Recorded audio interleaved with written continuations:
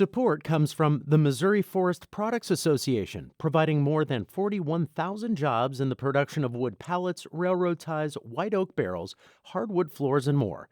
Details at choosewood.com. From the St. Louis Public Radio Newsroom, this is The Gateway. It's Wednesday, March 17th. I'm Wayne Pratt. Putting electronic tags on the ears of livestock might help track and contain foodborne illnesses, but it could come at the expense of farmers and ranchers. You're going to have to buy those tags, which aren't cheap. You're going to have to buy readers. In just a few minutes, St. Louis Public Radio's Jonathan Ahl reports on the debate over radio frequency identification in animals. Missouri officials are planning several mass coronavirus vaccination sites in the St. Louis region. Officials say more than 14,000 Missourians are expected to receive shots at the events scheduled for Thursday, Friday, and Saturday next week. The Missouri National Guard, local health workers, and state emergency management personnel will staff the sites at St. Louis Community College at Forest Park, Queenie Park in West St. Louis County, and the Family Arena in St. Charles. They come after St. Louisans have criticized Missouri Governor Mike Parson for many vaccination sites in rural areas while neglecting urban centers.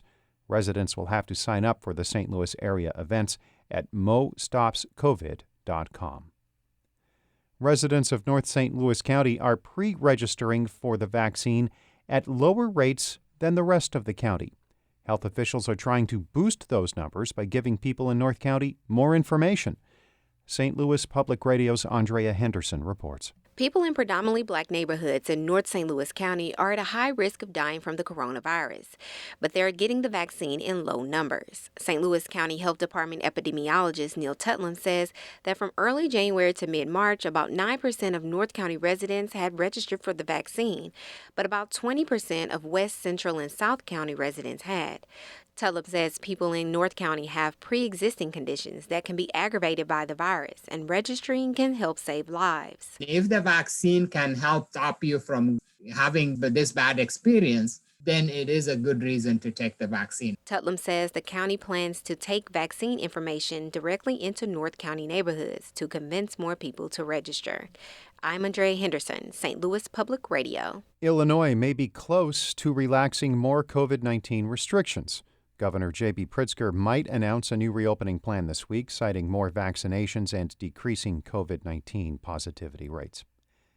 The St. Louis County Police Department says a controversial partnership with the St. Louis Department is reducing crime in Jennings.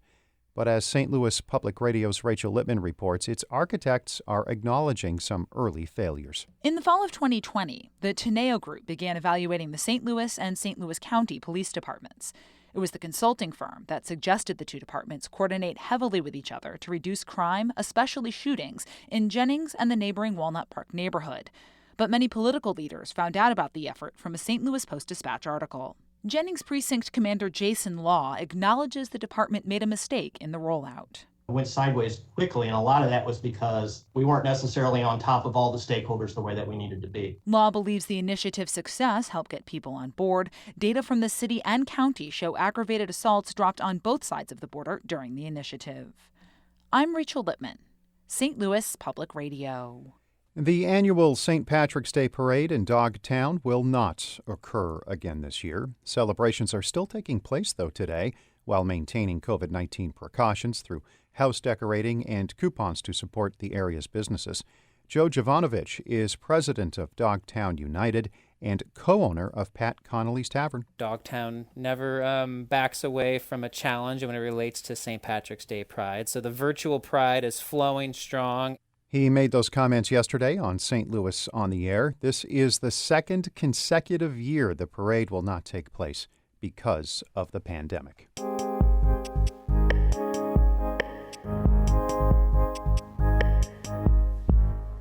In Europe, electronic car tags are put on livestock to track animals from birth to market.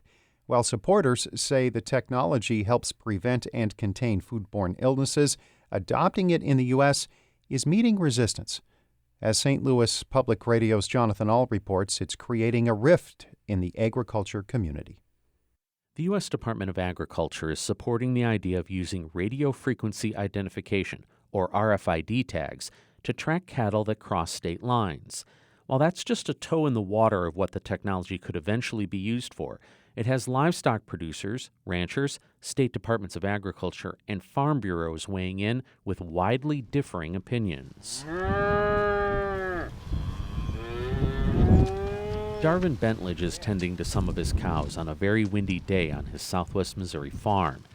He's an independent producer and says it seems like every year prices go up: feed, transportation, medical care, while meat prices don't always respond in kind.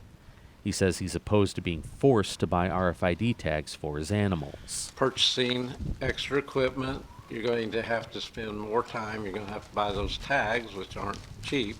You're going to have to buy readers. The U.S. Cattlemen's Association official position is supportive of RFID tags, but they're also quick to point out concerns, including limiting who would have access to the data they collect. Dwight Keller is a rancher in North Dakota and the Cattlemen's Health Committee chair. Keller says the metal clips with ID numbers currently in use are adequate and cheaper. If it serves the same purpose, and let them use either or, and it will sort itself out with time, and it would also give producers a chance to get familiar with it. Keller chooses to use RFID chips on his animals, but says it should be a choice, at least for now. He says the chips save him time and money in managing his herd. But even that is a point of contention in the RFID debate. Can that technology actually keep up with the speed of commerce? Garrett Hawkins is the president of the Missouri Farm Bureau. He says there needs to be more proof that adopting the technology is effective in quickly scanning animals and uploading information to where it needs to be. He says a neighboring state is taking the right approach. And that's what Kansas Department of Agriculture and their sector has really been looking at technologies, looking at how animals flow through livestock markets, and can the technology keep up. Kansas is giving out free RFID chips to accredited veterinarians to help track sick animals.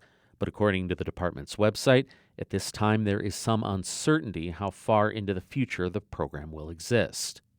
The director of the Missouri Department of Agriculture says they don't want to see a federal mandate requiring producers to pay for technology because it could hurt family farms. But Chris Chin says there are other factors at work. I think another thing we need to think about is the impacts that it will have on trade agreements and being in compliance with global trade regulations that are set by the WTO. All the moving parts have created varying proposals for additional small-scale pilot programs to use RFID. But cattle farmer Darvin Bentledge thinks even pilot programs will eventually lead to a mandate because big agriculture interests will try to scare the public into thinking RFID is necessary for public health, and that cost will go to farmers who can't afford it, especially now coming off of a pandemic. We still haven't recovered from a year ago. The prices of cattle are still not up where they were a year ago. And so that's kind of a lame excuse, but I have no doubt they'll use it, Bentledge concedes this may be the next generation's fight. He recently turned 65 and has started putting out feelers to find a young farmer to buy his land. In Rolla, I'm Jonathan Ahl, St. Louis Public Radio. Our Fred Ehrlich edited that report. Shula Newman is the executive editor of St. Louis Public Radio. Music by Ryan McNeely of Adult Fur. I'm Wayne Pratt. From the St. Louis Public Radio Newsroom, this has been The Gateway.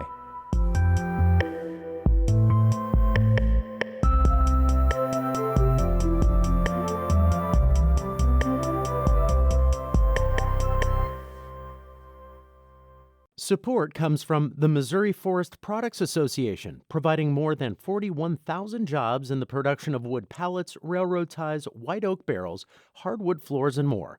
Details at choosewood.com.